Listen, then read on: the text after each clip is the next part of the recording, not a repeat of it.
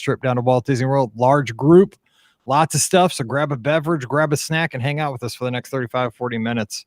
Comments below, and we'll get going. Welcome to episode 1956 of the Be Our Guest Walt Disney World Trip Planning Podcast. I'm your host, Mike Rallman from BeOurGuestPodcast.com and one of the senior agents over at the Magic for Less Travel. Happy Monday to you. Hope you had a great weekend.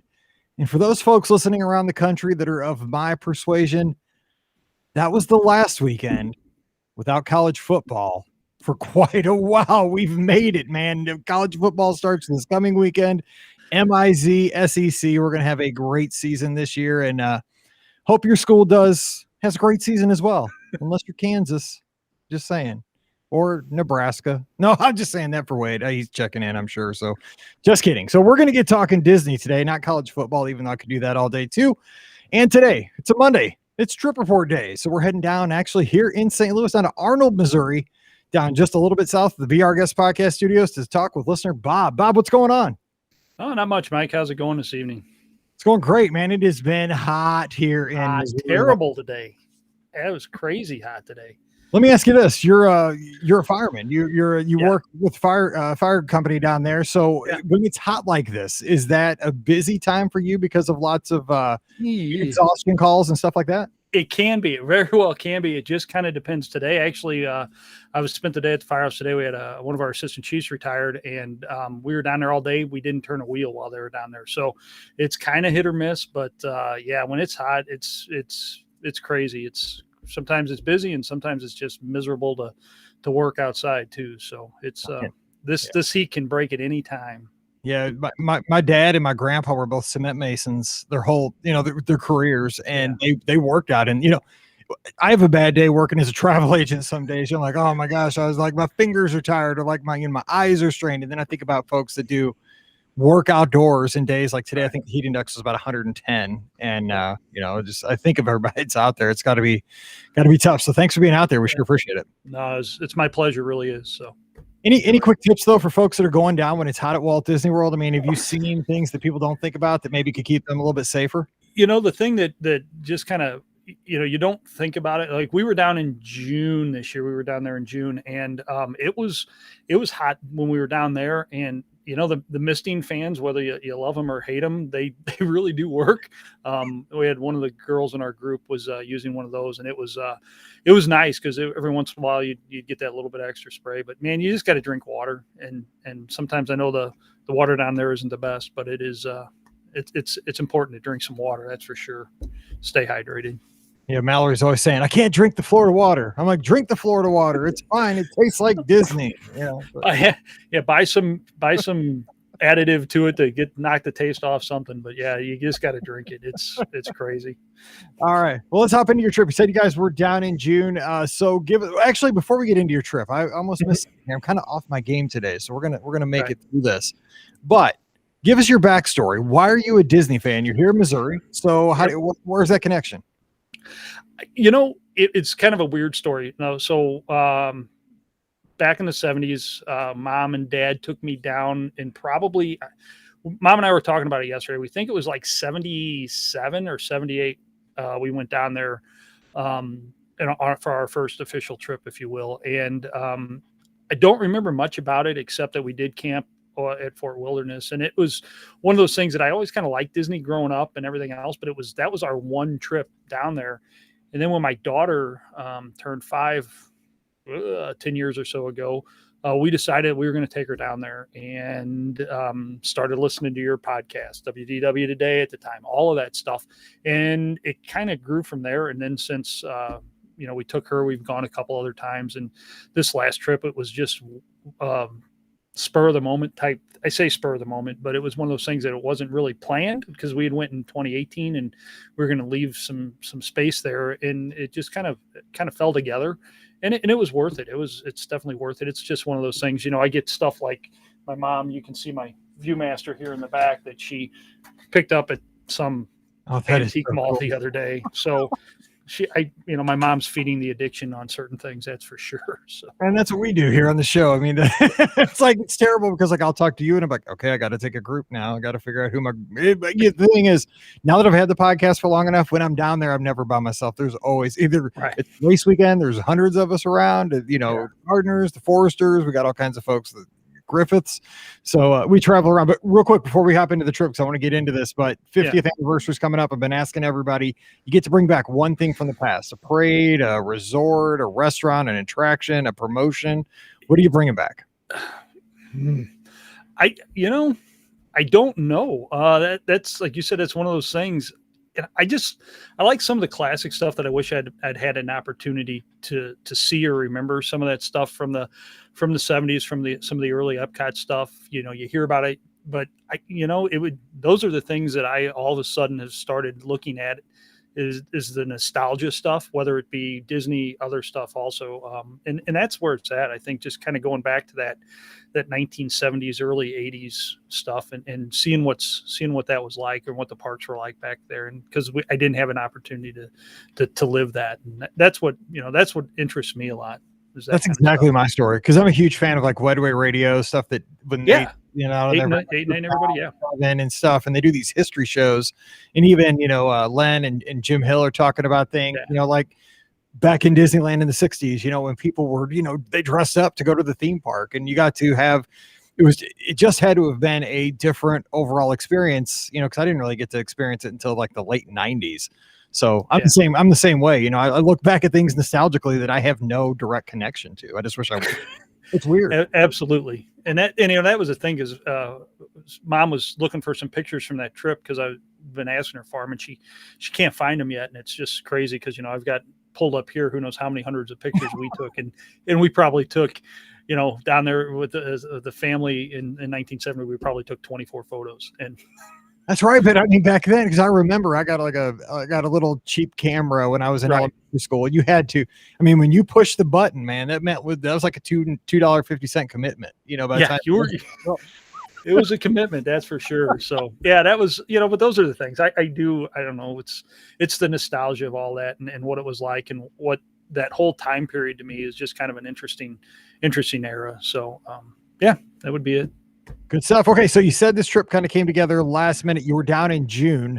So talk to us about how it all came to be. Yeah, last minute might be a little bit odd, but it was one of those things that late in 2019, we with a group of parents and kids from my daughter's school, from Kate's school, it was like, hey, well, let's go to Florida again. We went down. We snuck down in 2019 just to get away. We just kind of went to the Gulf Coast for a little bit and.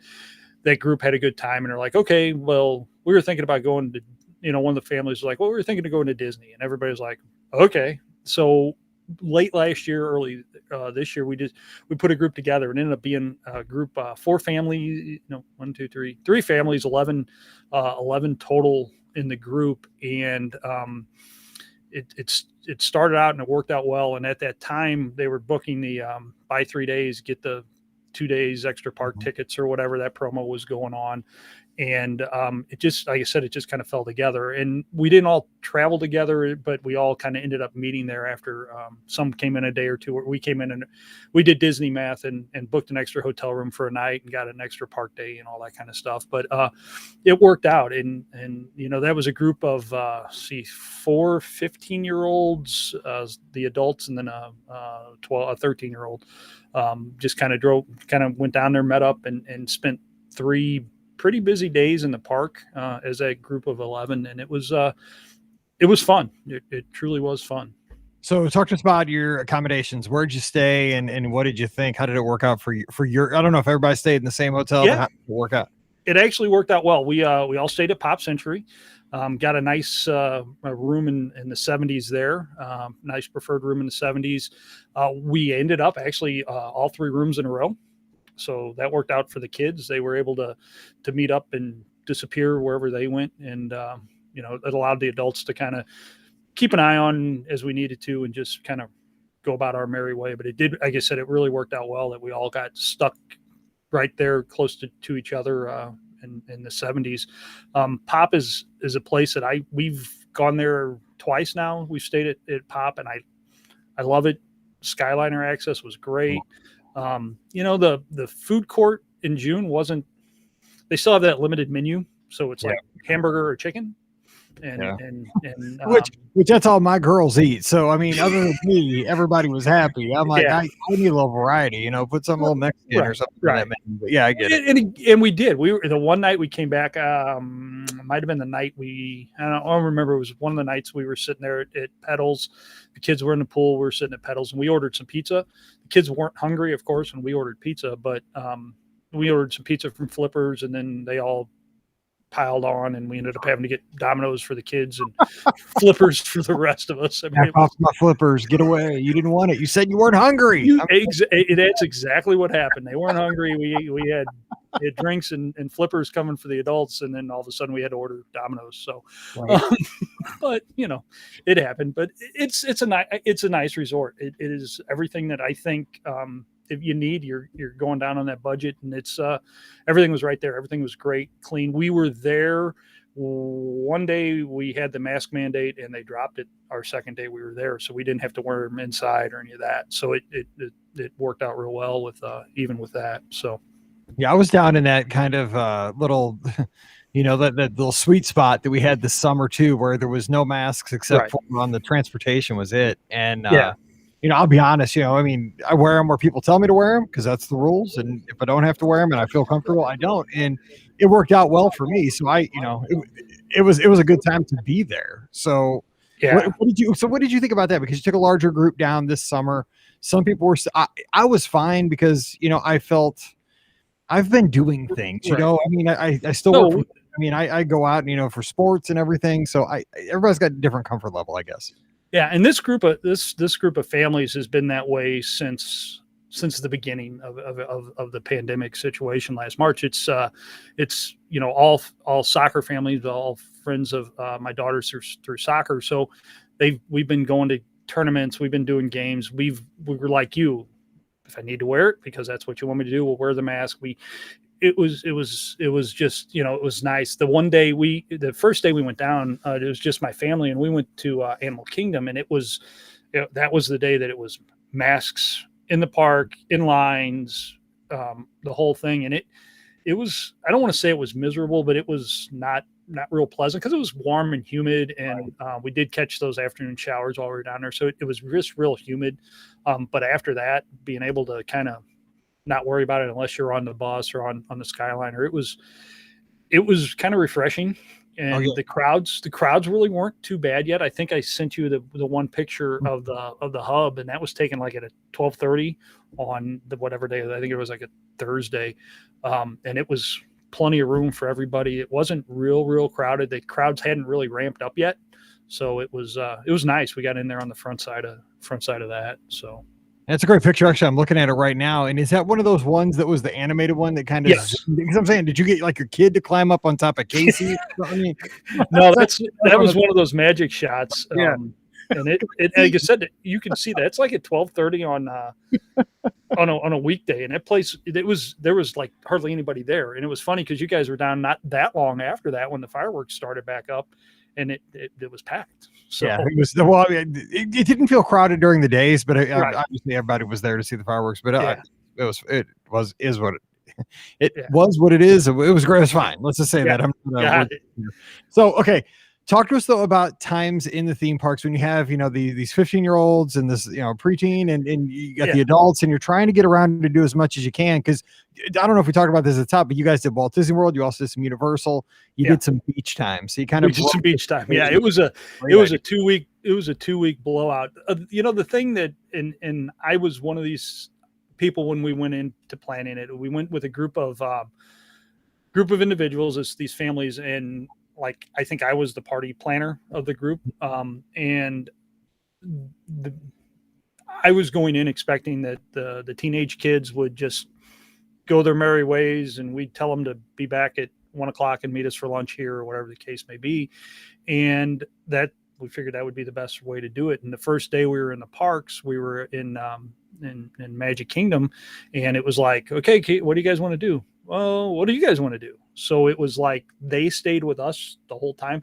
There was every once in a while a couple would break off and do something, but for the most part, that group stayed together, and it was fun. I mean, it with the way the park is or was at that time, nothing but standby lines and all that other Right. stuff. It wasn't that big of a deal. When we got in the Magic Kingdom that morning, we walked down and got in line for Seven Dwarfs Mine Trains, and the kids ran off and did Goofy and Dumbo and met us, and we met us at the merge point there, and in the ride we went. They never really went that far away from us.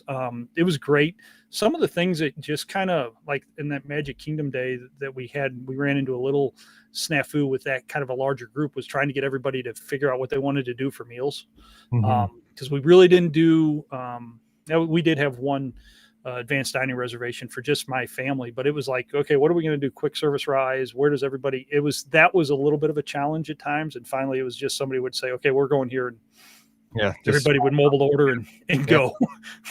And that's what you got to do with a group sometimes. Somebody has to make the decision. Like, it's time to make an executive decision. We're going to go here. Everybody's going to make the best of it. Next time you pick and we'll go where you want, kind of thing. You just got to kind of trade it off. But yeah, you mentioned that it was kind of the good time to go with a large group where you didn't have to. Now, of course, you do have to think about theme park reservations, but since you guys were all together, we had set that up when we made our trip reservations. We kind of let everybody know that, we added a day because nobody really wanted to do the Animal Kingdom. So us as a family, we added a day and we went and did Animal Kingdom without them. And then one of the families didn't want to do Epcot. So that was kind of like, okay, well, this is the day we're doing Epcot. They went to Disney Springs and did that. But the day at the Magic Kingdom and at Hollywood Studios, it was the whole big group, and we had decided that, and we went. And touring plans helped a lot with that, because we were able to look at those wait times, and they were consistently what the wait was supposed to be, was what we found, and it really worked out well. The big group just traveling with not having to worry about fast passes and everything else. It worked. I'm team fast pass, but it worked. I mean, I'm exactly the same as you. Like, I'm definitely team fast pass.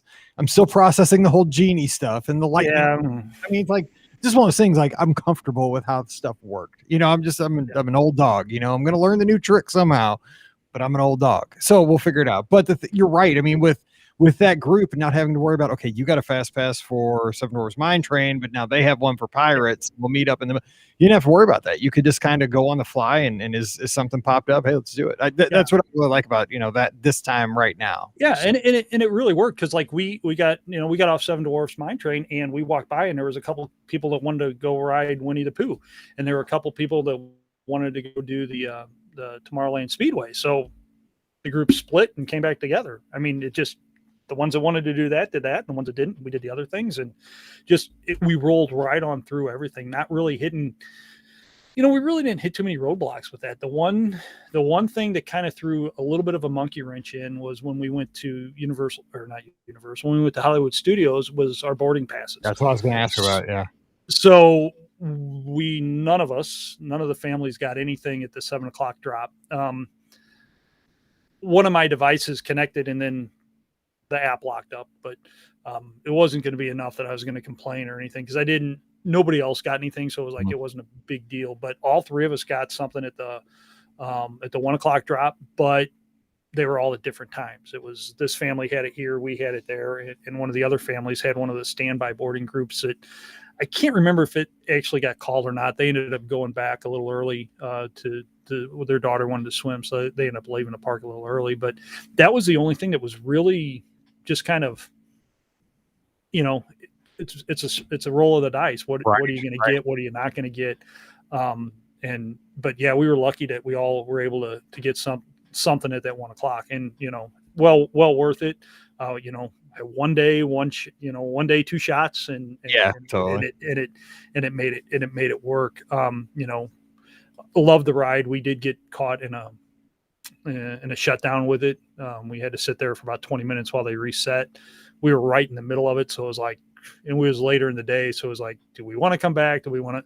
So we just kind of rode it out there, and it was well worth it. My daughter's a huge Star Wars fan, and she thought it was great. I thought it was great. And Yeah, and you bring up a good point, though. I mean, because it's okay that if you don't get to ride it with your whole group, like as a group of 15 or a group of 10, whatever you have, because it's one attraction and it's such an experience that, you know what, okay, go do that. We're going to go get on, ride Toy Story Midway Mania while you're doing that. We'll meet up after that. I mean, it's just how it has to be. Now, the thing is, we're going to have more virtual queues here moving forward. We're going to have a Ratatouille, and I've been having this conversation with Ricky. She didn't think they would do virtual queues for this one because it's not needed. It has a big standby kind of area, but I think this is going to be Disney trying to introduce the virtual queue to, like they've done it with Rise. Now they're going to do it kind of more mainstream. I think with Ratatouille, more drops, more availability because it's a higher capacity attraction. And I think they obviously they've been talking about this. They want to spread this out a little bit more throughout the theme parks. And I just hope that we can, keep our groups together. Though Rise, I give it a pass because it's such a wonderful experience. But I hope these virtual queues kind of let us still do things with our traveling group. So we'll see. Yeah, and that's it's not like it. To me, when we it's that, okay, what time is that going to be? So they give you the estimated time, but all it takes is one shutdown to throw that all out of whack, and now you're trying to work your day around this time that you don't really know when or where that is. You're watching all day. You're saying, okay, they're up. Say you have group 80, and you're like, okay, they're at 64. Now they're at 70. All of a sudden, like 10 minutes later, and then 70 to 80 could take 3 hours. There's no pacing to it. Yeah. Yeah, and again, it was nice enough that we got.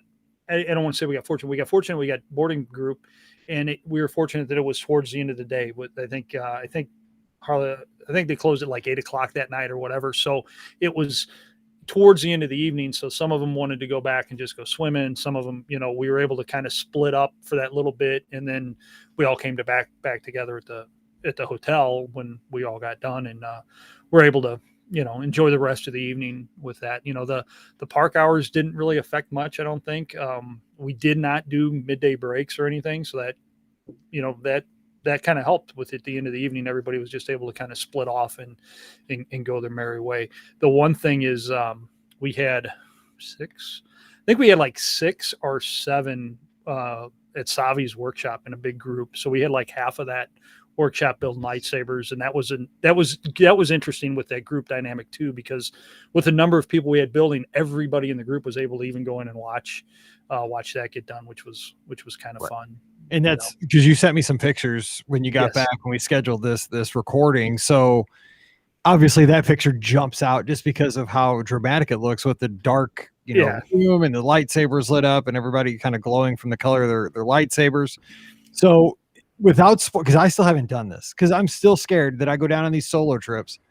My wife knows how much lightsabers are. That's the bad thing. Like I'm rolling back in this house with a lightsaber, I'm going to kind of catch it, so I'm trying to I'm lucky enough to get to go to these race weekends and these solo trips here and there.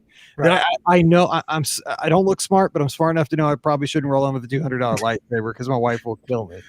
Even though I want one in the worst way. I got a cheap $30 one on the wall. That's about as good as you get at Walmart. Okay, so without spoiling anything, because I don't know what there is to spoil, but especially with a group like this, and you said your daughter's a big Star Wars fan. I mean, it'd be pretty cool. What'd you think? It was awesome. The way they run that and the way everything works with that, it's just amazing. I mean, it's like 12 or 14 of them in that room at a time, and the story with it, the way they present that, and it truly is a show. The way they present that is amazing, and to see the look on my 15-year-old daughter's face, it was funny because it was the 2, 4, 5 kids and one of the parents built.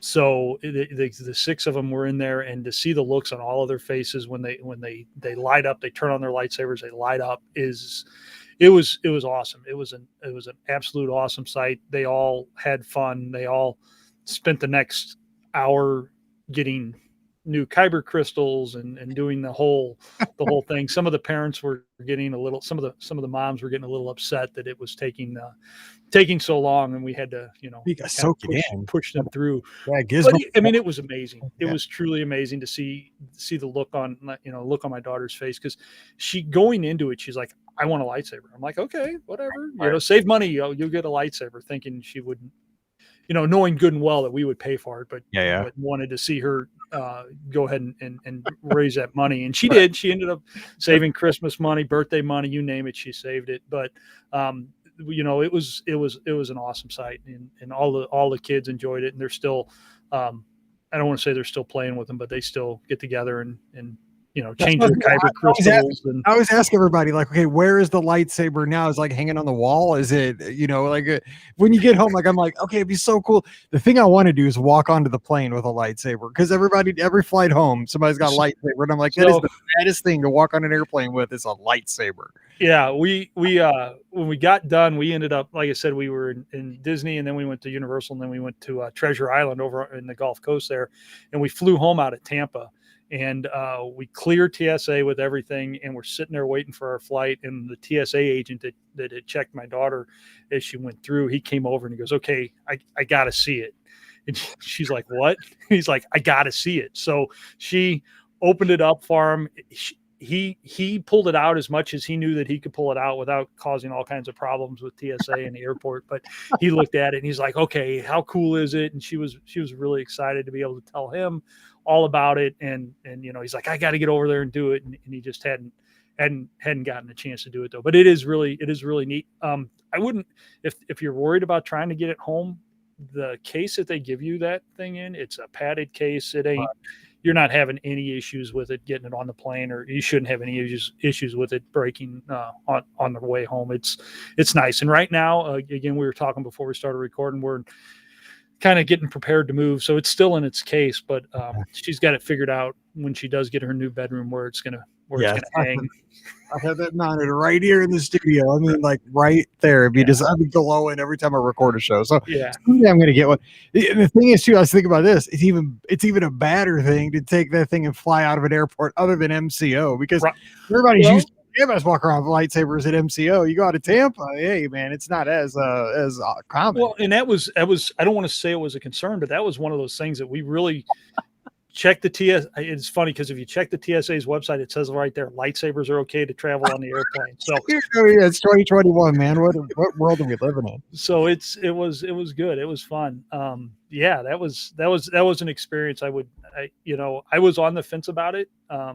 I actually had emailed Lynn Testa a couple times about it. He's like, "Yeah, just do it. Just do it." He said it's well worth it, and it is well worth it. So yeah, Len spends money like it's going out of style. But hey, I mean, we all want to be Len Testa some days at Walt Disney. So I was there one day, because this is probably 10 years ago, when he bought chips and guac for everybody that showed up at the Mexico Pavilion. I mean, there were hundreds of people there that day, and I was like, I just kept calculating in my mind, like, okay, chips and guac here in St. Peter's, where I live, are like $2, for chips and salt. Guac's like $5. At Disney, that's like $15 a pop. And I mean, there were just hundreds of people. I was like, he just bought like $5,000 worth of chips and guac for these people. I'm like, this is the most ridiculous thing ever. But he was fine. I mean, I was just like, Len, man, this is crazy. It was actually, I couldn't imagine doing that. But yeah, no, that, I would do that thing again in a heartbeat. So. So let me ask you this, because I want to actually talk about Universal, because your kids, absolutely, that age was probably perfect for Universal. I mean, I'm way team Disney, but I've been to Universal, and I can see where that would fall in. But any other highlights from the Disney side of the trip? Any of the other parks? Any of the other experiences? We got caught in a couple of just horrendous rainstorms. It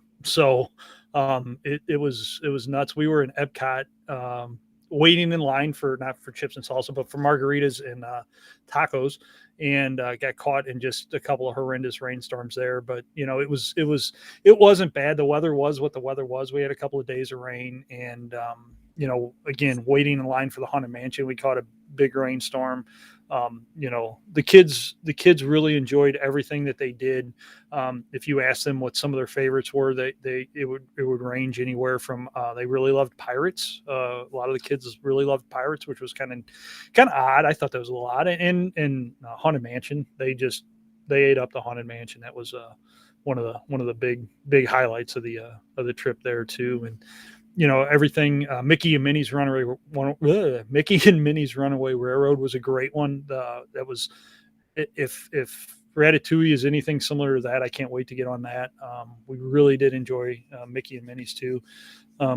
we had a couple of really good rides on Tower of Terror, but it was just a solid trip all along. I mean, everybody got along. We did almost everything that we wanted. Well, we did everything we wanted to do in every park. And again, the crowd level was just about right for that kind of a trip. So it was fun. You mentioned before we started, we always give that advice that when you're going with a large group, that you don't have to stay together. Meet up at dinner. Meet up a few times here and there. But you said for the most part, you guys hung together the whole time, and everybody really enjoyed each other's company. And it wasn't a struggle. Which I will say, because I've been in situations when you have a larger group. Sometimes if everybody isn't of the same ilk when it comes to how you want to go around a theme park, they just like. I went with my mom one time, and like she showed up in these nice shoes, and I was like, "Oh, trouble, right?" She doesn't have on sneakers, and it was miserable because But I mean, this is the only time I went with my mom, like 5, 6, 7 years ago.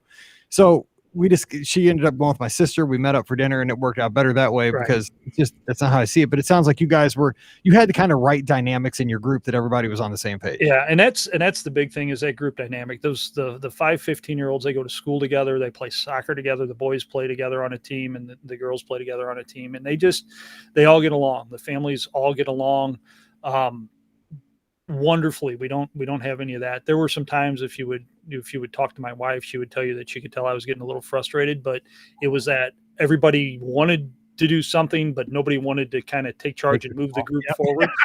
So it's like, all right, we're going to Tomorrowland Terrace for lunch, and I'm getting a lobster roll and a mini brookie, and that's going to be the end of it. So that's what it is here every night when we want to go to dinner. It's like, where you want to go to? I don't know. Where you want to go? You know what? We're going to Happy Joe's and getting a pizza. That's not it. I mean, done. Okay, so if you don't like it, you should have said something. That's what I mean. Like, otherwise, we'd be sitting here 30 minutes later not knowing we're going to dinner. Yeah. Okay, let me hop in here. Jennifer's asking about. You said you had one ADR. Was that a good meal? And did you have trouble getting that ADR? It was group? One ADR for just my family, so it was just the three of us. Okay. We tried. And it was tough because it was at 11. And I think the number what I was finding is you couldn't get a group for 11. And not that we were trying to get some reservations just to have some placeholders, knowing that we could drop them as we needed to, drop numbers and stuff like that. And as the trip approached, we had a dining reservation for every night that we were there. And we ended up dropping all of them except for we went to where did we go? It wasn't Crystal Palace. It was on the other side of the hub there for dinner. You went to the Plaza? Yeah, we went to the Plaza for dinner and that was truly, it was one of those that it worked out perfectly because we had just got out of a rainstorm waiting for Haunted Mansion, and our reservation came up. The family hoofed it over there, ate dinner. The rest of the group actually went to Pecos Bill's and had turkey legs and other things. And we met up afterwards and finished the evening off. So that was the one time that everybody just kind of took that hour and kind of busted out. We did have a really good dinner at Plaza, but it was the one reservation, and it was hard to get reservations for that group. And I was on it 60 days out right after I got our Savi stuff. I was working on trying to get that, and I just couldn't find anything. I'm hoping it's getting better now that they're starting to see that increase in availability and they're opening up more restaurants and opening up more hotels and everything. So hopefully it's getting better, but just keep checking because that's what I ended up doing. And everybody on the Plaza, because it's a great hidden gem. It's a good little restaurant that nobody thinks of. You just gave you proved the point. It's a good meatloaf there. I had a burger. I love meatloaf. Man, my grandma used to make a mean meatloaf, and that's a pretty good one. It's pretty close. So I want to make sure we get all this in. So you guys went over to Universal. So talk to us about that. What was that like? Did you guys stay on site over at Universal? We did stay on site. I don't know how this opinion is going to go over, so I'll just say it and be what it is. But with the way things are going at Disney, Universal is a good place to go. We had an enjoyable time, and if Disney starts charging for, which they are with the Genie thing, so I don't know exactly how this is all going to work yet. But if they do like Universal does, and the higher tier hotels give you the Express Pass or whatever they're going to do with that. It's worth it. We stayed at Royal Pacific.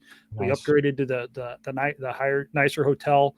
We only planned on 2 days at Universal, and we were able to do everything we needed to do because of the Express Pass. Right. Yeah, when I was down there for training, we had express pass for the 2 days. We stayed at Cabana Bay, and Right. But Royal Pacific is like staying at the Polynesian, but it's like a moderate price at Walt Disney World for to me it felt like a Polynesian right experience if you want to say the Poly at Walt Disney World. We stayed at Cabana Bay, kind of like Pop Century on steroids, but they gave us the express pass and said we were there for training, and it's eye-opening because you just mentioned it. You can get a lot done. So a lot done in a short period of time. Right. I mean, it's just you don't have to plan the day. You just go. Yeah, you just go. Yeah, totally. You just go. We were fortunate. The younger girl, she was all about Harry Potter, so they were able to do the Harry Potter stuff and enjoy themselves. We took my daughter a few years back and did the Harry Potter, and she was enjoying herself and everything. We got really lucky and were able to get on Velocicoaster a couple of times. I think we rode it 2 or 3 times. Okay, stop you. Live up to the hype, because I haven't been on it. Ricky's been on it, but it lives up to the hype. I wouldn't lie to you. It's probably one of the best coaster experiences I've ever been on. It is intense. It is just the right amount of intensity, I think. But yeah, and again, they weren't using Express Pass on that standby queue like everybody else for that. But it was running right at an hour wait, which wasn't too bad. And Universal seemed a lot more crowded than Disney did. So it wasn't bad. They were moving them through real quick with that. It was fun, but that was probably the highlight for a lot of us was being able to do the Velocicoaster, because going into it, we knew it was going to be open, but we didn't know what the waits were going to be like. So it was kind of one of those, maybe we do, maybe we don't. And it does live up to the hype. I would do it in a heartbeat, and we did have fun, but by the end of that trip, because we went straight 4 days at Disney, 2 days at Universal. And we needed a break in there, I think. Yeah. That break would be a day would be nice. Right. Just to kind of give you that, just some relaxation. Cause it was go. But luckily, after we left Universal, we all drove over to Tampa and had that week on the beach that kind of settled everything back down. So you could have a vacation from your vacation. Yeah, that's exactly that's what my wife says every time we get back in the summer. She's like, man, again, we're getting older. Like, we used to do this like when we're in our early 30s. We're not in our early 30s anymore. And the thing is, we get home, we're both just tired, just exhausted. And we always go in the summer. It's usually towards the end of her summer break. She's getting ready to go back to school. Same thing. So you did it right now. I'm sure that, when you guys went to the beach, we're not a beach podcast, but was that a good choice to go over to you said called the Treasure Coast? Treasure Island. Yeah. Treasure Island. It reminds me a lot of, before we started recording that, we were talking about some of that nostalgia stuff, and it kind of reminds me of a place from the 70s, late 60s, early 70s. It's still got that. That's my vibe. I like that. Yeah, it's still got that small town vibe. A lot of smaller hotels, smaller stuff like that. But we went. Like I said, we snuck down there in 2019. 2020, we snuck down there, stayed at the same resort we stayed at this time, right on the beach. Just a great place. It didn't seem crowded, so it's not like you're taking an hour to drive anywhere to get dinner while you're on that area section of the beach or anything. It was great. Good weather. We had some nighttime rains and stuff like that, but it was a perfect place to just go sit and kind of wind down. And we actually had another family meet us down there, so we ended up with a party of like 20 by the time the whole vacation was over. By the time we got everybody down to the beach and just kind of chilling out for that last 5-6 days. We got caught up with some of the airline issues and canceling flights during that time on our way back. But, we ended up staying at the hotel by the airport before we flew back, one extra day because of some pilot shortages. But yeah, you can't, to me, you can't go wrong with just taking a week and just sitting on the beach either. So yeah. I keep telling myself I need to do that. I'm like, well, I can go 3 more days at Disney. I love it. Disney. That's what we do. And it's like too much for me sometimes. I'm just like, I'm exhausted.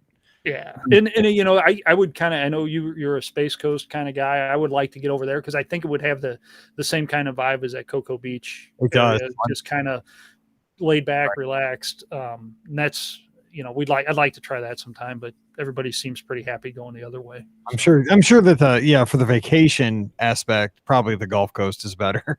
Like, I'm just the nerd that I've stayed in the La Quinta that the Mercury astronauts used to own, but who cares? It's a La Quinta, it's a cheap, dirty hotel Right. that you once owned, and they probably just owned like a little stake in it. So, whatever. Yeah. But there's a sign, there's a sign. Hey, they shot little, I Dream of Jeannie here. Wow, that's me.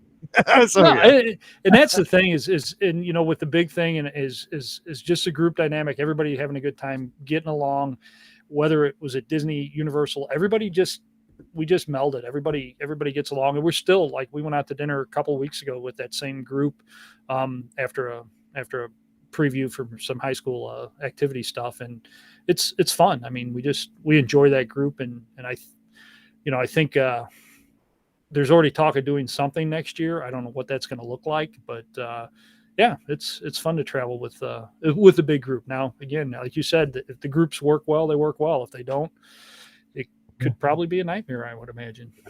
Yeah, that's why we do the podcast cruises, because cruising, I think, especially lends itself to groups, because you get to hang out with so many people that you just don't get to spend time with. In the real world, you're passing, like you're going to soccer, you're going to cheer, you're going to school, you're going to work, you got to work when you get home. But when you're on a cruise, or when you're sitting on the beach or at Walt Disney World at dinner, you get to catch up, and I think that's really what vacation should be about. And that's really cool. So go ahead.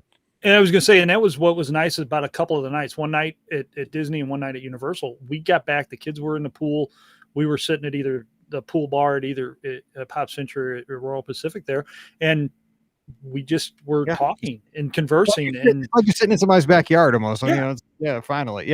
And that was those were some of those recharge moments that you needed, just to kind of recharge from what you just done to go out and hit the ground running the next day. But that's to me, that's what vacation's about, is having a good time with your friends and family and making those experiences. And when I shared those photos with you, I just shared a handful with you. I mean, I'm looking here at some of the other ones, of just some of the crazy things that happened on some of the rides that we were riding and stuff like that. And you're going to keep those memories for forever. And that's what I like to do. And that's what it really works well. And that's why, Disney's good with that. They help you create those memories. So, and I will say, just kind of, I'm a dad, your dad. The thing is, if you have the opportunity to let your kids travel to a place like Walt Disney World or Universal with a friend, and you guys did it as groups of families, and we did this with a family years ago. Paige's best friend, we took Molly, then later we took her parents, and her brother came, her whole family.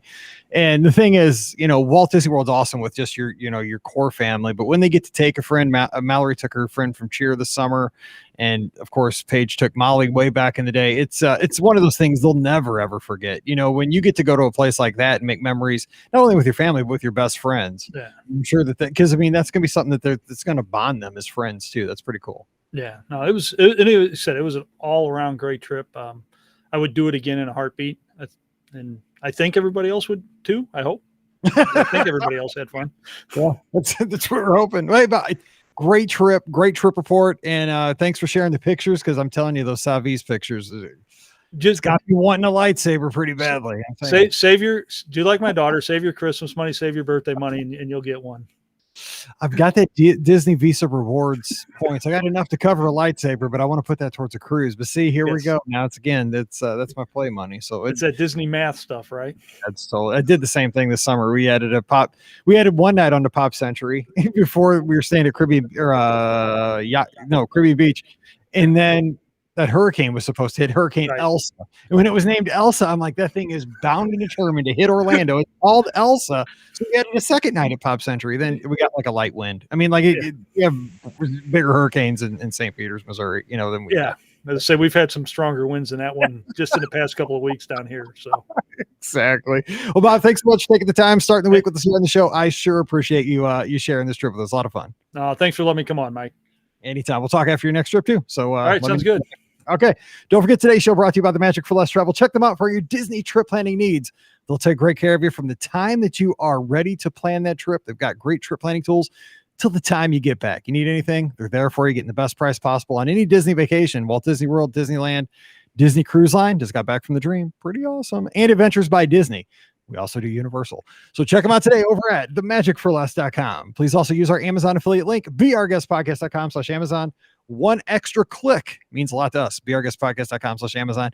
And thank you to our patrons for allowing us to put out this show 4 times a week all around the world. It's because of you. Patron, pat yourself on the back.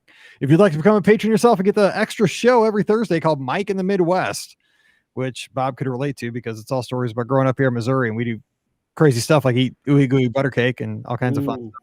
I'm saying, I think I saw it on the news this morning. But hey, you want to get stories about this? And I mean, it's nothing life shattering, but they're kind of fun. So just check out patreon.com/beourguestpodcast. Follow the show on the social media, Be Our Guest Mike on Instagram and Twitter.